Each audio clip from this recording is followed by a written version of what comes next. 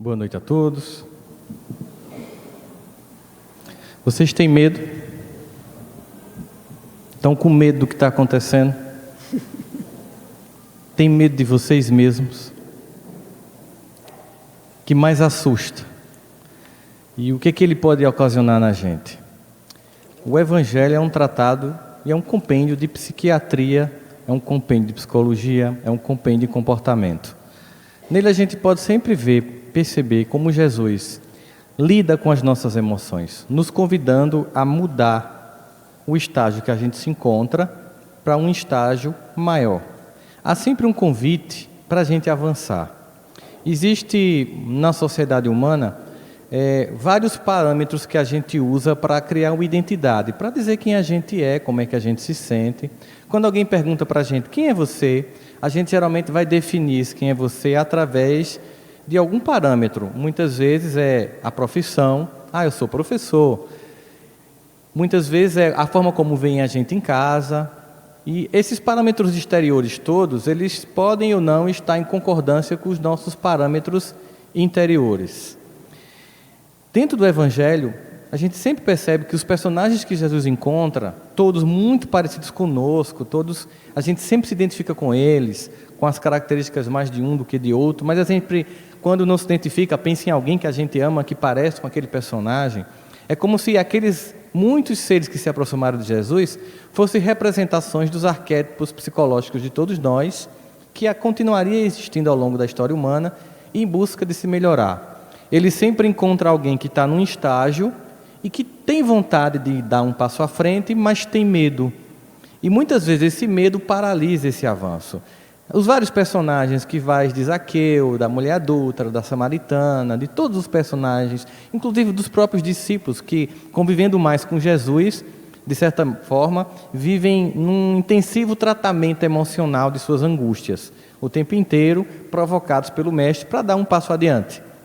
E a gente percebe que neles também esse medo muitas vezes paralisa.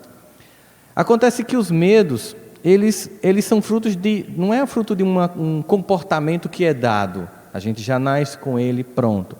Os medos são construídos, mas pior do que serem construídos, porque eles são construídos, de certa forma, na infância, porque nossos pais, eles não têm como serem perfeitos, então os pais, querendo ou não, eles vão deixar algumas sequelas. Mas na maioria das vezes, eles acertam muito mais do que erram. O problema não são os medos em si que a gente herdou, digamos assim, que a gente construiu nas nossas relações iniciais na infância. O pior é os medos que a gente continua alimentando. A gente continua alimentando e tem um porquê da gente alimentar.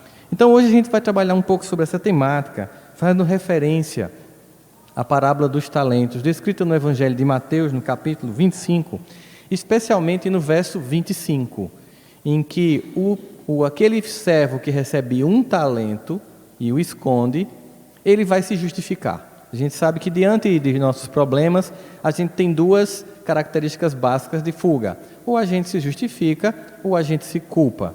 Então ele entrega 10 talentos a um, 5 talentos a outro e 1 talento a um. O que recebe um talento, ele se atemoriza. Ele tem medo. E ele diz, e tendo medo, escondi na terra o teu talento.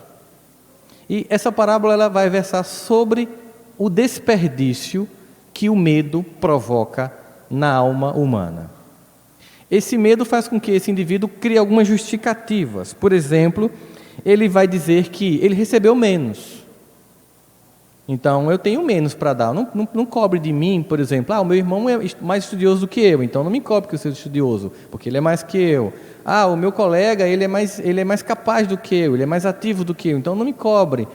E a gente percebe nessa parábola que, ao definir 10, 5 e 1 talentos, Jesus deixa muito claro para nós, referindo-se a esse Senhor como sendo Deus, que Ele dá talentos de formas diferentes a todos nós, e por isso mesmo espera resultados diferentes de todos nós.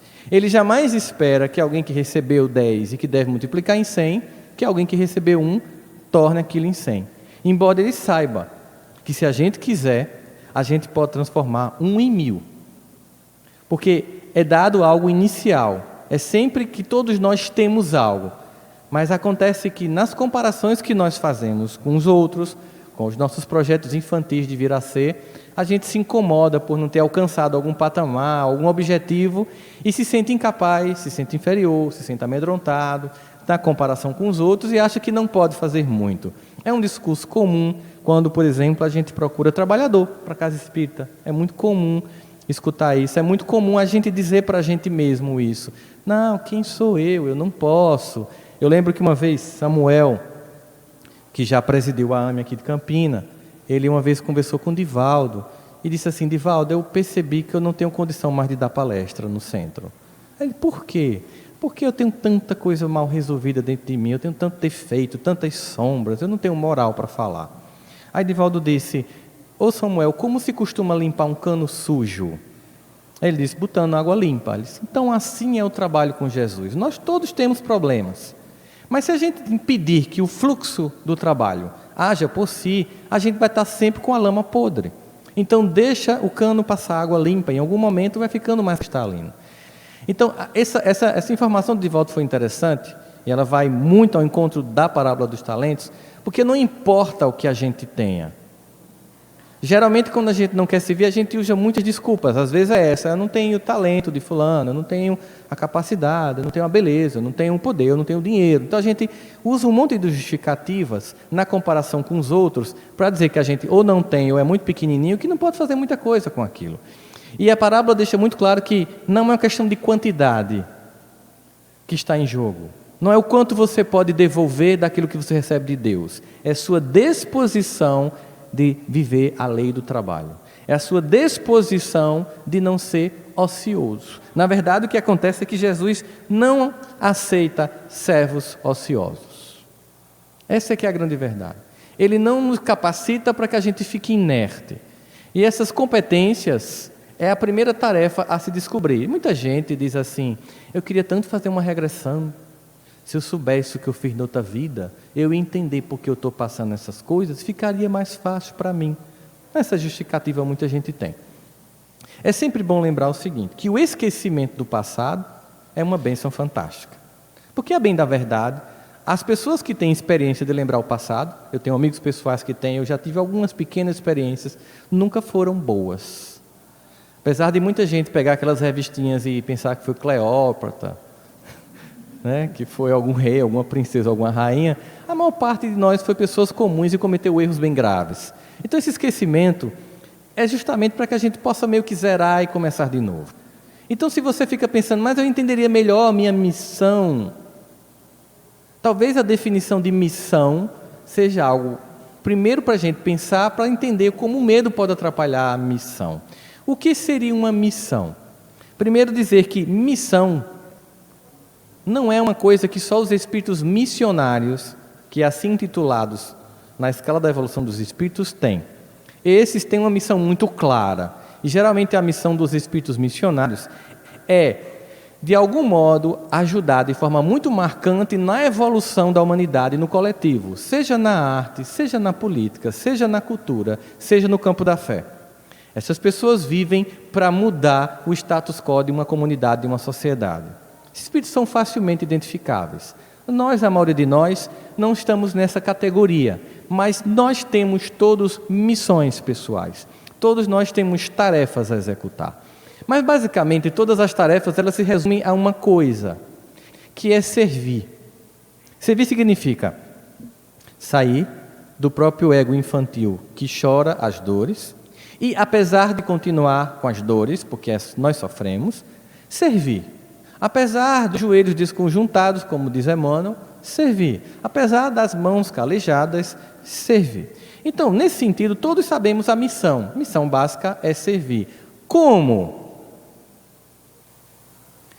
Primeiro, aonde? Servir é uma atividade de disposição pessoal, que ela acontece em qualquer lugar.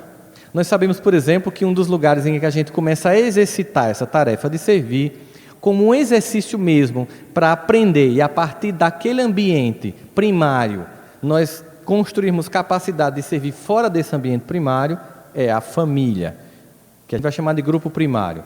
No grupo primário nós treinamos, para que a gente nos grupos secundários, igreja, trabalho, escola, comunidade, povo, país, nação, planeta, nós possamos, através dessa experiência primária do servir, da tolerância em casa, a gente servir lá fora. As nossas profissões são instrumentos de serviço, que não necessariamente são somente através delas que nós servimos. Muitas vezes você executa uma tarefa meio que mecânica, e o seu serviço é muito estabelecido como você se relaciona com as pessoas. Então, quando o servo vai dizer que ele teve medo, ele deixa bem claro que o que o impediu de servir foi um sentimento de incapacidade, que o colocou no plano da ociosidade. Eu não vou servir porque eu tenho medo. Eu não vou servir porque eu não tenho competência. Eu não vou servir porque o meu talento é menor. Eu não vou servir porque o outro é mais capacitado do que eu.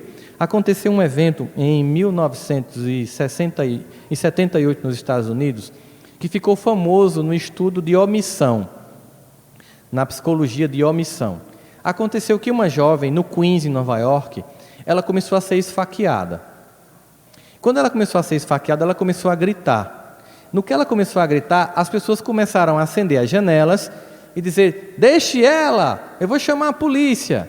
E quando as pessoas começaram a fazer isso, o bandido se distanciou.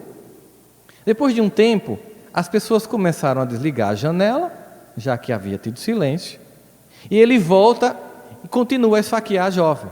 As pessoas acendem novamente a luz, começam a gritar, mas aí já é tarde. E ao final, a polícia investigou que 38 pessoas acenderam as janelas, abriram as janelas, gritaram, mas ninguém foi. E quando foram investigar, todos disseram: é porque eu pensei que alguém ia. Isso ficou marcado no estudo da psicologia como omissão, como forma de violência. A omissão é uma forma de violência. O servo, ele se omite, e a omissão é uma forma de violência. O que nós temos aqui é mais um desses casos em que a análise do Evangelho de Jesus está focado muito mais do que no bem que não foi feito do que no mal que foi feito. Porque geralmente o mal é muitas vezes feito por ignorância, mas o bem não feito é por omissão. Você sabia o que tinha que fazer, ele recebeu uma ordem, ele tinha que multiplicar, ele sabia o que tinha que ser feito, sabia como fazer, mas se recusa. É o bem não proporcionado por alguém que sabia como fazer esse bem. É pior do que o mal da ignorância. Por isso é tão importante a forma como a gente visualiza essa parábola e aquilo que Jesus quer expressar para nós, no sentido de entender que o medo provocou a violência da omissão e de não usar a capacidade que tem, de não servir, de não trabalhar, de ser inerte.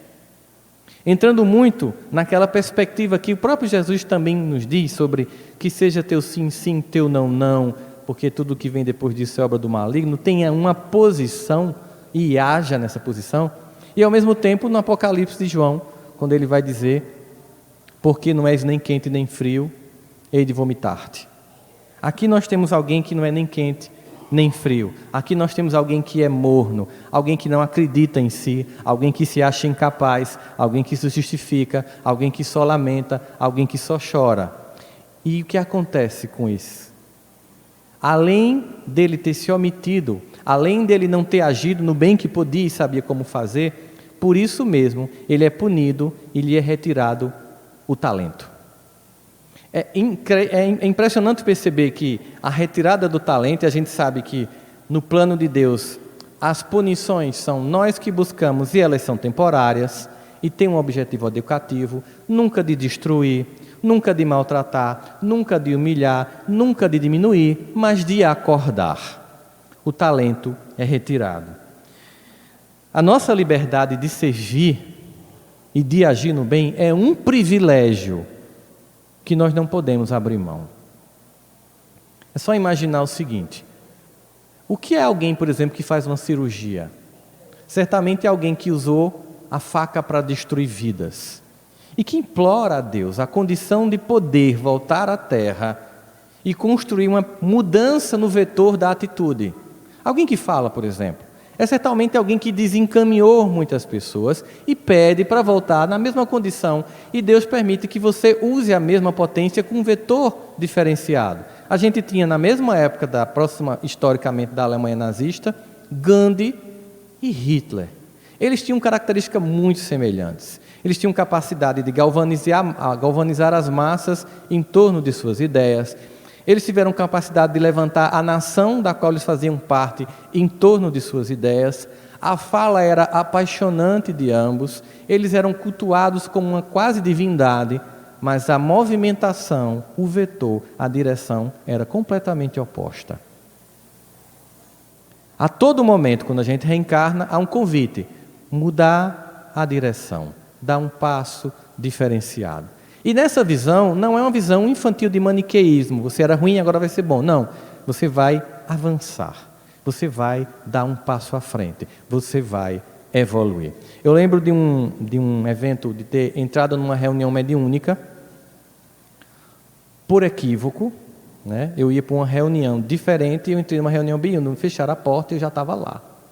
E como vocês sabem, eu acredito nos espíritos e por isso mesmo não quero que eles provem que eles existem para mim. Eu estava na reunião mediúnica e aí aconteceu uma coisa incrível.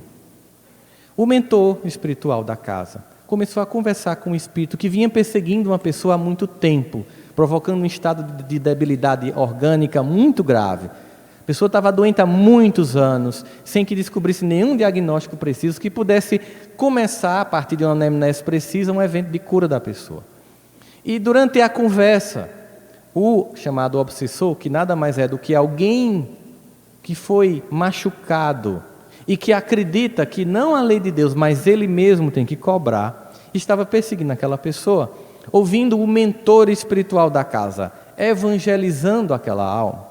Ele solta uma ironia e diz assim: é muito engraçado você, se referindo ao mentor da casa, você agora com esse discurso de bonzinho, esquecendo você que antes você nos liderava, agora que você mudou de lado, vem com esse discurso santificado. Significava dizer que esse mentor espiritual antes estava num processo de inconsciência de suas próprias ações e vivia num ambiente com esse obsessor liderando essa participação lá dentro. E o mentor espiritual disse uma coisa impressionante, que me marcou profundamente enquanto conceito de não ver o mundo de uma forma simplista entre o bem e o mal. Ele disse assim: meu irmão, eu não mudei de lado, porque para Deus não existem dois lados. Existem filhos amados, acordados ou inconscientes. Existem filhos amados que pararam ou que caminham. Meu irmão, eu não mudei de lado, eu apenas continuei. E o que eu estou lhe convidando aqui hoje é para que você também continue. Que você saia do padrão de ressentimento, do padrão de ódio, do padrão de amargura, de não perdão e de cobrança, para seguir rumo ao amor, ao reencontro.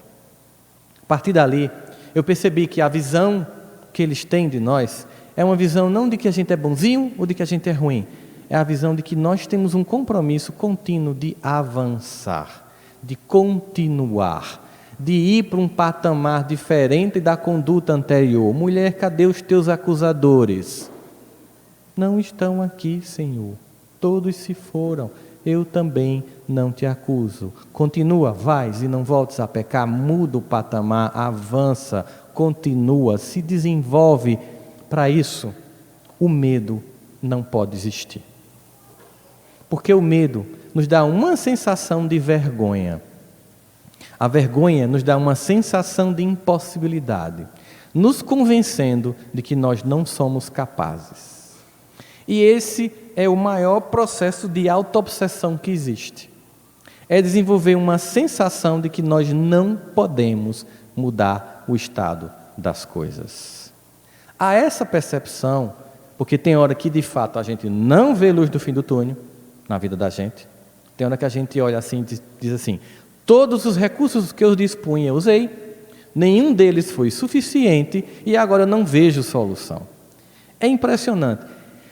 Usar todos os recursos que nós temos é muito saudável. Tentar procurar soluções por competências próprias é saudável, mas ao mesmo tempo é ingênuo. Porque o que acontece é que Deus, Ele está 24 horas à disposição de nos auxiliar. Mas o auxílio de Deus implica que a gente Peça para que Ele, do modo dele e não do nosso, nos ajude a resolver um problema que nós não vemos solução. O esgotar dos nossos recursos, nos jogando no campo do deserto, é para finalmente dizer, então tá, Deus, agora eu deixo que você faça. Mas esse fazer, não da forma como a gente quer. É um fazer no tempo e do modo de Deus, que sempre, invariavelmente, é muito melhor, muito mais eficiente, muito mais venturoso do que o modo como a gente estava executando. É um pedido de mudança de comportamento, mas a nossa relação de entregar a Deus para nos ajudar é muito parecida com aquela clássica cena de Ghost, quando Whoopi Goldberg está com aquele cheque de $4 milhões, motivo de toda a tragédia do assassinato do namorado de Molly. Lembram? Molly. E ela entrega àquela freira, numa avenida de Nova York, o cheque. A freira pega e ela fica segurando, porque ela quer ficar com o cheque.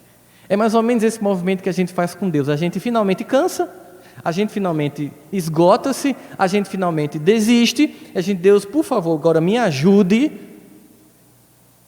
E se ele pudesse, assim, se ele quisesse dizer assim, faz tanto tempo que eu estou aqui para te ajudar, mas você não deixa. Mas tudo bem, chegou o momento de você pedir. A gente entrega e segura. Não, mas deixa eu tentar de novo do meu jeito. Mas se o seu jeito até agora não deu certo, será que não já é um tempo de perceber que desse jeito não dá certo? Que não tem muito a ver com o que aconteceu no passado, seus traumas. Tem muito mais a ver com o momento que você continua se comportando, com as justificativas que a gente se dá para não agir, com os medos que a gente redobra em nós. Muitos deles com o objetivo de não agir, porque quando a gente age, a gente avança. E quando avança, a gente se ilumina. E quando se ilumina, tem responsabilidades. E aí nós temos, no fundo, um grande medo de vencer. Nós temos um profundo medo de acontecer. A gente fica tão acostumado em ser derrotado, a gente já tem um discurso pronto, a gente já sabe como se comportar, que no fundo há um medo tão grande de acontecer, em qualquer plano, intelectual, moral, emocional, afetivo, que a gente cria um monte de justificativas para atravancar a vida, porque há um grande medo de vencer, porque com isso vem grandes responsabilidades. Mas a gente lembra lá com Jesus, na própria parábola, que se você é fiel no pouco, você é fiel no muito. Mas se nem no pouco você é fiel, os talentos são retirados. E tem hora que a vida trava. E a vida trava com um objetivo: da gente repensar a forma como a gente vinha conduzindo as escolhas que a gente fazia até aquele momento. Existe, nesse patamar, que a variação que Deus dá dos nossos dons implica que um primeiro momento da nossa existência é aceitar o meu dom. Porque é muito comum a gente olhar o dom do outro e dizer, eu queria ter o dom do outro. Eu acho tão legal aquilo ali. Eu ficaria muito mais feliz se eu tivesse aquela capacidade de fulano. Esse é um sentimento muito ruim, porque o sentimento de comparação provoca um estrago na nossa autoestima terrível. Pelo simples fato de que, invariavelmente, nós só nos comparamos com as pessoas que são melhores que nós. Sempre. Nós escolhemos, no elenco de milhares de pessoas que nós conhecemos, umas 10 ou 15 que a gente acha vitoriosas em qualquer campo e diz, eu queria ser assim. Existe um filme muito interessante chamado O Todo-Poderoso, com Jim Carrey. Não sei se vocês assistiram. Ele faz um personagem chamado Bruce Nolan, que é um comentarista de TV. Ele tem uma característica: a forma como ele comenta a notícia é humorada. E muitas vezes ele se sente mal porque ele queria ser o âncora do jornal. Nesse processo, ele tenta conseguir a vaga de âncora, o diretor do jornal não permite, do telejornal não permite, e ele passa a praguejar Deus. Nesse momento que ele se irrita profundamente com Deus, porque caprichosamente queria que Deus botasse nele o dom que ele queria e não o dom que ele tinha, Deus aparece materializado com o personagem de um ator muito conhecido, que agora esqueci o nome dele. O nome é Morgan Freeman, exatamente. Ele aparece e na discussão faz o seguinte: então tá, você quer ter um dom diferente do seu, eu vou dar mais que isso, eu vou dar meu dom para você. E meio que Deus tira férias e deixa ele no lugar de Deus, com todos os poderes, Tem aquela cena clássica em que ele faz a sopa abrir como mar vermelho, né? Ele testando se ele tinha poder. No fim ele percebe, quando ele toma o lugar do âncora, se torna o âncora do jornal, criando notícias fantásticas para que ele aparecesse a ponto de ficar destacado de forma inequívoca, ele no fundo sente um vazio profundo. Primeiro vazio, ele não tinha competência para ser Deus. Isso aí é óbvio, porque nenhum de nós tem, né? Porque se a gente fosse Deus por um segundo, a primeira coisa que a gente faria era se vingar das pessoas que a gente não gosta. A primeira lista que vinha era dos inimigos, né? Então a gente não tem esse dom porque a gente não tem a capacidade de tê-lo. Tanto que a gente diz, quando está com muita raiva de alguém, Deus não dá asa a cobras. Porque já sabe que se cobra é um animal perigoso, imagina voando, né? E imagina significa dizer que meu poder de ser ruim já é terrível, rastejando na ruindade. Se eu voasse na ruindade, seria muito mais letal. Então, que bom que Deus não dá asa a cobras, incluindo a cobra que eu sou e que reconheço. Então, nesse momento, ele percebe, e há um vazio nele, porque ele percebe que, na verdade, não era o talento dele. E ele não era um bom jornalista para ser comentarista ou âncora. O que ele fazia de bom mesmo era aquilo. Ele começa a perceber que, é claro, para a imprensa, para o mundo, o chique é ser o William Bonner. É ser o âncora, comentarista do jornal. E não aquele repórter que faz uma reportagem esporádica. Mas ele tinha um dom específico. E aquele dom contribuía na economia do universo. Geralmente nós recusamos os nossos dons quando nós queremos pautar e qualificar os nossos dons da forma como o mundo qualifica os dons. Aí a gente se sente invariavelmente infeliz. Mas quando a gente percebe que não importa o lugar, mas importa que o haja, a gente vai perceber que aquele dom tem uma finalidade. Tem um filme muito, muito fantástico. Inclusive eu cheguei a assistir com a juventude aqui do SEJ uma vez. Foi até na tua casa, Cês, tu nem estava lá, comi tanta coisa que tu nem imagina. Que é As 5 Pessoas que Você Encontra no Paraíso. É um filme fantástico. É um homem que passa a vida inteira consertando um parque de diversão e reclamando a Deus porque ele só faz aquilo. Depois que durante a guerra do Vietnã, ele fica com a perna um pouco manca e capenga, e ele não tinha outra condição que não fosse viver consertando a montanha-russa, a roda gigante. Eu não vou entrar em detalhes do filme, mas vale a pena ver. Ele descobre, ao desencarnar, encontrando 5 pessoas, que o que ele fazia era, ao consertar aqueles brinquedos, evitar a morte de muitas crianças a vida inteira. Aos olhos dos homens, ele era apenas um mecânico de montanha-russa. Aos olhos de Deus, ele fazia algo importante na economia do equilíbrio do universo. Nesse momento, esse homem que diz que só tem um talento e se recusa a agir, é alguém que não percebe que o pior que ele poderia fazer era não agradecer o que ele recebeu e multiplicar. Todos nós temos competências. É claro que é legal você ver alguém assim e dizer, poxa, como eu queria ter aquilo. Mas é que a gente possa olhar aquilo não como algo que nos constrange e nos humilha e nos faz se sentir menor por não ter. Porque esse é um sentimento infantil, cujo nome é inveja. Esse sentimento é um sentimento que nos provoca o medo e a sensação de paralisia. Que alguém que tenha algo, que faça algo que a gente não consegue fazer ainda, não nos constranja, nos inspire. Assim, quando a gente é pequeno e que a gente está vendo o pai fazer a barba e vai lá e bota a espuma de barbear e imita o pai, ou a mãe se maquiando, aquela competência dos pais não nos constrange. Aquela competência dos pais nos inspira. Que a gente possa olhar para os irmãos que nós temos ao nosso redor e que estão um passo à frente em algum ponto da vida, não como alguém cuja ação nos constranja, mas como alguém cuja ação nos inspire. E que a gente saiba que em algum momento, para chegar naquele ponto, aquela irmã ou aquele irmão começou do começo. Como todos nós, a cada encarnação, por uma questão de humildade, a gente encarna. Por mais que tenha sido muito capaz na outra existência, a gente vai lá para a alfabetização com letrinha. A gente começa tudo de novo. É claro que o conhecimento acumulado vai fazer com que você vá se destacando mais rapidamente do que outras pessoas, mas independente disso, o que importa para Deus é que Não importa se você tem 100, 200 ou 1 talento.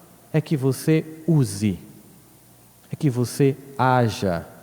A gente vê isso também no momento em que ele fala daquela mulher, o óbolo da viúva, que ela vai deixar uma moeda que é pouca em relação ao donativo dos que lá diam muito mais, mas Jesus vai dizer o seguinte, que ela deu do que não tinha. Ou seja, ali ele ainda vai além da parábola do talento. Porque aquela deu do talento que nem tinha, ela deu do que faltaria. Claro, nós sabemos que alguns irmãos nossos equivocadamente usam essa passagem para dizer que a gente tem que viver dando dinheiro a Deus. Mas o objetivo ali é mostrar que a gente pode inclusive dar além. E o que é realçado naquela mulher, em detrimento de todos que deram até mais do que ela, foi a atitude de se mover, de não paralisar, de não se justificar e de ter atitude. Atitude é algo que significa dizer que você passa a ser uma pessoa que é autorregulada, que os parâmetros que regulam suas ações não são as satisfações que você dá à sociedade, ao ambiente externo, aos preconceitos sociais, às exigências de etiqueta comum da vida coloquial, mas é que você pauta a sua própria conduta baseado em suas crenças pessoais e age independente da aprovação do mundo. O medo é sempre uma necessidade de ter a aprovação dos outros. É sempre a vontade de agradar as pessoas. E toda vez que a nossa ação tem como objetivo agradar os outros, geralmente a gente está desagradando a nós mesmos. Eu não vou nem falar de Deus. Geralmente é um sentimento que gera um vazio, porque a gente consegue ser o palhaço da noite, contar todas as piadas, ser o mais engraçado, o mais popular, mas quando chega em casa, há uma sensação de vazio, porque você estava representando um personagem, e esse personagem só tinha uma finalidade: agradar as pessoas, e não servir a você, e não servir a Deus. Portanto, o talento que a gente tem, qualquer que seja ele, tem que ser multiplicado, tendo como pauta e como aquele que analisa, não esse eu coletivo cheio de padrões deturpados, que Jesus muito bem dizia, um mundo que jaz no maligno, em que a maior parte dos padrões que nos são oferecidos de conduta, de comportamento, de valores, de visão de mundo, são equivocados. Mas a pauta de uma conduta que é vista por um Deus que nada escapa para Ele. Nada escapa daquela nossa batalha solitária e que ninguém vê. Daquela pessoa que está num ambiente simples, cuidando de pessoas simples e fazendo bem, sem nenhum realce, sem nenhum destaque, sem nenhuma pompa, sem nenhuma circunstância, mas mudando vidas, agindo mesmo em meio à dor, mudando existências, mesmo com constrangimento, se colocando como alguém que quer servir.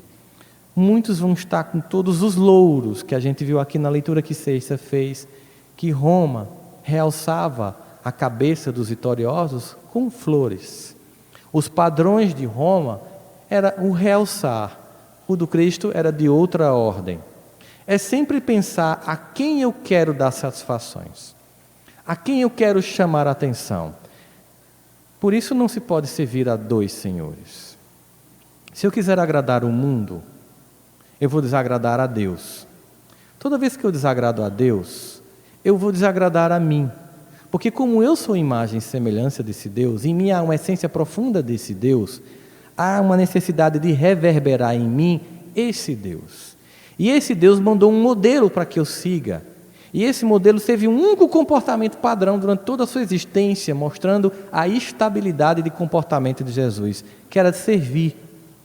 Toda vez que eu não sirvo, mas sou servil, eu me desidentifico com minha divindade e sofro, e dói, e angustia. Eu escondo os meus talentos, eu mudo o personagem, eu boto uma máscara para agradar as pessoas. Eu consigo sucesso, mas eu chego em casa, eu fecho a porta, eu apago a luz, e eu me encontro comigo. E aí, eu digo para mim mesmo, você não foi você. Você foi o que os outros queriam. Você não fez o que você sabe fazer. Você fez o que você acha que os outros acham interessante que você soubesse fazer. Você não foi Deus. Você não foi imagem e semelhança de Deus. Você foi um simulacro de um personagem montado para agradar os outros. Óbvio que na sociedade que a gente está hoje em dia, com as redes sociais, essa ideia de agradar e de criar personagens ganha uma dimensão ainda maior. Existe um outro momento muito interessante sobre a punição provocada pelo medo, que é exatamente quando no deserto, aliás, quando no Egito, Moisés lhe promete àquele povo que vai libertá-lo. Eles acreditam na promessa de liberdade e diz que Deus promete uma terra prometida, uma Canaã. Há uma promessa muito maior do que apenas a saída do Egito. É uma promessa que vai se construir para um amanhã. Que se você fizer a sua parte, Deus nunca vai deixar de fazer a dele, aquilo que você espera, e muito mais do que o que você espera, será alcançado. A promessa não é só de sair do Egito, a promessa é de chegar em Canaã. Mas é muito claro, na vida de qualquer um de nós, que entre os nossos sonhos e o objetivo a ser alcançado, um conjunto de obstáculos vão definir os que chegam até o fim e cumprem a carreira, como Paulo, na segunda carta a Timóteo, cumpri a carreira, mantive a doutrinação e guardei a fé, por isso a alegria dele, dos que aos primeiros obstáculos choram e ficam no caminho a lamentar, porque queriam pular do Egito para Canaã sem passar no deserto. Quando eles vão ao deserto, eles começam a lamentar, porque o deserto é pior do que a escravidão do Egito. Eles começam a lamentar as coisas que faltam. E, simbolicamente, uma distância como daqui para Recife, passa-se 40 anos. Simbolicamente, a perda da capacidade de se localizar é para que uma geração de temerosos morra, para que uma nova geração dos que continuam acreditando numa promessa surja, para que o talento seja perdido temporariamente. E aquilo que a gente entende como Egito, deserto e Canaã, que simbolicamente significaria escravos de Faraó no Egito, no deserto trocam a escravidão do Faraó para a escravidão do medo. E porque tem medo, não agem, e porque não agem, paralisam e não acreditam que há uma promessa muito maior do que a simples escravidão que cessaria. 40 anos se passam, nem Moisés consegue chegar a Canaã. A promessa era muito maior que essa. A mesma coisa acontece quando Jesus entra com os discípulos no barco e diz: vamos à outra margem do rio. É uma imagem extremamente semelhante, no sentido simbólico, que uma exegese pode nos provocar de entender. Ele não prometeu apenas entrar no rio. Ele prometeu que se atravessaria o rio. E não somente que se atravessaria o rio. Ele prometeu que se chegaria à outra margem do rio. Essa foi a primeira ideia que ele lançou. Vamos à outra margem do rio. Quando eles entram no barco, a vida é assim, as intempéries das escolhas e da vida provocam a chuva que atemoriza os discípulos, e Jesus, como tinha absoluta convicção de que chegaria à margem, dorme tranquilamente. E o irrita, provavelmente, os discípulos. Acho que até eu fazia, pô, que não vai acordar não, essa turbulência da Gol, e ele aí, dormindo. E ele olha e diz assim: homens de pouca fé, eu disse que chegaríamos à margem do rio. Deus disse que chegaríamos a Canaã.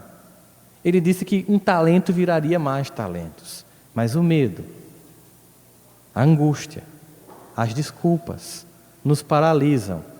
As comparações nos angustiam. É preciso ir mais. É preciso finalmente, para chegar a essa terra prometida, não ser mais nem escravo do Faraó, muito menos escravo do medo. Aliás, um ditador muito pior do que o Faraó. Porque enquanto o Faraó representa uma ditadura que vem de fora, o medo representa uma ditadura que vem de dentro. E vencer a si mesmo, no que chamamos de reforma íntima, tirando essas angústias que nos paralisam, é a condição sem a qual nós não chegaremos a nenhuma das Canaãs que nós tanto queremos e que desde o início Deus já nos prometeu. Mas espera que a gente suporte e que a gente vença as intempéries da caminhada. Que as desculpas não nos paralisem. Que as comparações não nos façam se sentir menor. Muitas vezes nós começamos a imaginar que quando a gente fala disso, a gente está falando da ideia de narcisismo. De que uma pessoa que começa a não ter medo, ela começa a se achar e ela se torna narcisista. Na verdade, o narcisismo não tem a ver com alguém que tem um ego inflado. Narcisista é alguém que foi humilhado. Ninguém colabora com ninguém ao apresentar as deficiências, as incompetências, as incongruências, que no fundo a gente conhece. Nós colaboramos quando, apesar disso, nós mostramos as capacidades, as competências, os pontos de luz, para que aquela pessoa que naquele momento está tão cega de si mesma, é tão incapaz de ver o próprio talento, tenha de alguém mais lúcido, naquele momento, a capacidade de dizer. Tem dia que a gente, que liga para alguém que a gente ama, se sentindo terrivelmente mal, se sentindo completamente incapaz, para ouvir daquela pessoa o que um dia a gente disse para ela. Tenha calma, você vai conseguir, isso passa. Você sabe que sim, não se paralise, não tema. E finalmente, uma frase assim que a gente escuta, mas não faz. Entrega a Deus. Tem noção do que é entrega a Deus? É quando seus amigos não são suficientes para lhe ajudar, suas competências não são suficientes para lhe ajudar. É quando você entende, é preciso um gesto de profunda humildade para entregar a Deus. Mas aí a gente sabe que tem gente que tem complexo de Gabriela, né? E fica um discurso de imobilidade. Eu até peguei um trecho da poesia porque eu achei interessante aqui. Vou ver se eu acho aqui. Porque a música é muito sintomática. Ela diz: eu nasci assim, eu cresci assim, eu sou mesmo assim, vou ser sempre assim. Quem me batizou, quem me nomeou, pouco me importou. Eu sou assim, Gabriela. Então você chega para a pessoa, no atendimento fraterno, ela vem com a queixa normal, as angústias, é normal, e você começa a apontar soluções. Mas eu não posso, mas eu não consigo, mas é o meu jeito. Ah, mas sabe por que meu marido reclama? Porque eu sou uma pessoa que não transmite afeto, porque eu fui criada numa família sem afeto. Como é que eu vou ser afetuosa se eu não tiver afeto? Então você quer acabar o casamento? Não, então seja afetuoso. Aí vem o discurso de Gabriela: mas eu sou assim, eu sou sempre assim, eu vou morrer assim, Gabriela. Isso vale para tudo. Você aponta a solução, a pessoa vem com o discurso: não consigo, porque eu sou assim, eu sou sempre assim, e vou morrer assim. Então você não é espírita. Você não acredita na lei do progresso. Você não acredita que a reencarnação tem um objetivo de fazer-nos progredir. Você não acredita que a gente volta aqui pelo imenso amor e misericórdia divino para que a gente dê um passo à frente. E você duvida do poder que Deus tem de transformar a sua existência, se você deixar. Talentos, todos nós temos. É por isso que Platão, ele diz uma coisa fantástica. Podemos facilmente perdoar uma criança que tem medo do escuro, porque é compreensível. Para ela representa todos os nossos medos. Não ver os pais, não ver as coisas, não saber por onde andar, não saber como ir para o canto seguro da casa, representa o escuro para uma criança, todos os nossos medos e nos sentirmos perdidos. É compreensível isso numa criança. Ele diz que a real tragédia da vida é quando os homens têm medo da luz. O servo infiel teve medo da própria luz, do talento que tinha e que podia multiplicar. Ele se comparou, ele se apequenou, ele se justificou, ele não agiu, ele não trabalhou, ele não avançou, ele não andou de patamar. Ele tinha todo um discurso de autojustificativa para a incompetência e para a imobilidade. O objetivo de Deus, ao tirar temporariamente o talento, era fazer ver que sem aquilo, ele poderia finalmente perceber que ele iria pedir a Deus um talento que fosse, para finalmente agir. Que enquanto ele reclamava do que não tinha, quando faltou ainda mais, ele finalmente pôde perceber que o que ele tinha já era muito. A gente lembra de uma outra parábola, a parábola dos trabalhadores da última hora, quando aquele que trabalha a 1/10 hora recebe a mesma coisa que o que chegou de 5 da manhã, reclama porque ele chegou de 5 da tarde, de 5 da manhã, diz: eu cheguei de 5 da manhã e ganhou a mesma coisa desse que chegou de 5 da tarde, e ele diz: a quem muito tem, tudo lhe será dado, e a quem pouco tem, mais lhe será tirado. Parece de uma injustiça a toda prova. É daquele que reclama, daquele que se compara, daquele que não entende que cada um tem um projeto e uma tarefa especial. E quando você observa o seu campo de ação, quando você não olha ao redor para se comparar, para se diminuir, você entende como Deus capacitou. Como temos formas de agir. Entende, por exemplo, que muitas vezes ligar para aquela pessoa que é difícil de ouvir, porque é repetitiva, porque é inconveniente, é um gesto de profundo amor e caridade. E aquilo, simplesmente aquilo, vai gerar tanta alegria naquele coração. Que às vezes, jantar com aquele parente que nos solicita uma atenção há muito tempo, vai representar para aquela pessoa uma mudança completa na vida, e é tão pouco, ela apenas quer lhe escutar. Às vezes, apenas a presença silenciosa diante de alguém que está em luto, mas que sabe que você está perto. São tantas as formas de ter talentos, de agir.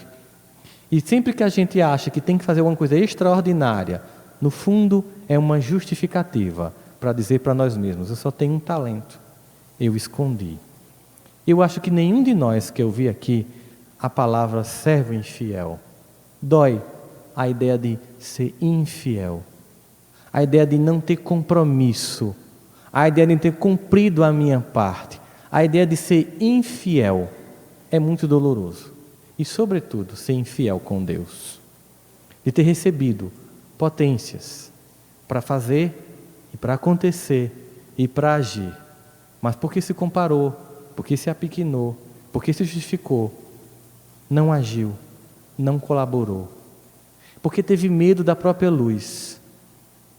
O discurso de Nelson Mandela, quando ele assumiu finalmente a presidência da África do Sul, depois de décadas de prisão, em que ele ficava num ambiente que era menor do que a própria altura dele, chamou a atenção porque quando ele ganhou a presidência da África do Sul, ele tinha direito, e todo presidente da África do Sul tem o direito de, no jantar de gala, colocar do lado direito e do lado esquerdo pessoas destacadas que ele queira realçar naquele jantar. E ele levou os 2 carcereiros dele para ficar do lado e do outro, que passaram a vida cuidando da prisão dele, mantendo ele sob cárcere. E perguntaram qual era o objetivo dele, se era querer humilhá-los. Ele disse: não, é porque eu queria que eles me vissem como um ser humano. E no discurso de posse, no estado de Pretória, na África do Sul, ele disse: o nosso maior medo não é de sermos pequenos, o nosso maior medo é de sermos grandes. Que contribuição nós podemos dar ao mundo com as nossas fraquezas? Nós temos que contribuir com a nossa própria luz. E quando nós mostramos que a nossa própria luz pode brilhar, nós influenciamos, nós incentivamos o outro a brilhar a própria luz.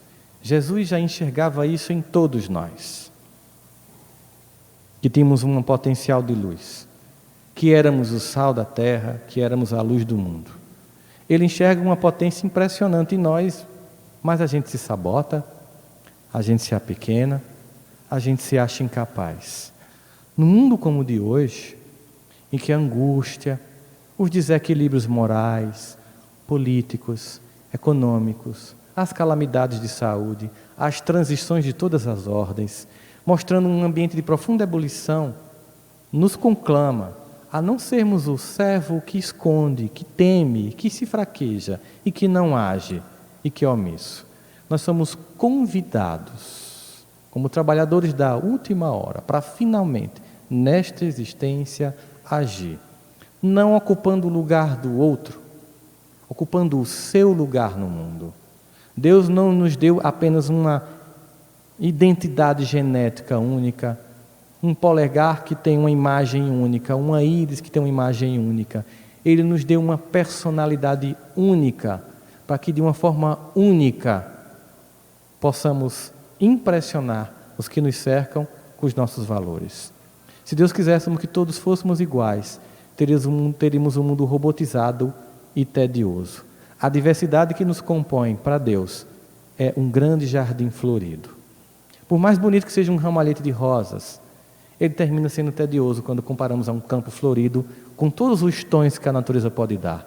Cada um de nós tem um tom. Abrir mão do tom que tem para tentar ter o dom ou o dom do outro é uma missão para consigo mesmo. É não enxergar em si mesmo o potencial que Deus deu, esconder o talento e se omitir. E não é o que nenhum de nós quer. O que nós queremos é manifestar o nosso melhor. O que nós queremos é não ter medo. O que nós queremos é fazer expandir através de nós, numa relação especular, Deus como um sol, e nosso espelho embaçado, mais trabalhado, mais polido, mais limpo, dia a dia, possa cada vez mais refletir esse Deus em tons cada vez mais fortes, para ofuscar? Não, ninguém. Para iluminar a nós e aos demais. Muita paz, irmão.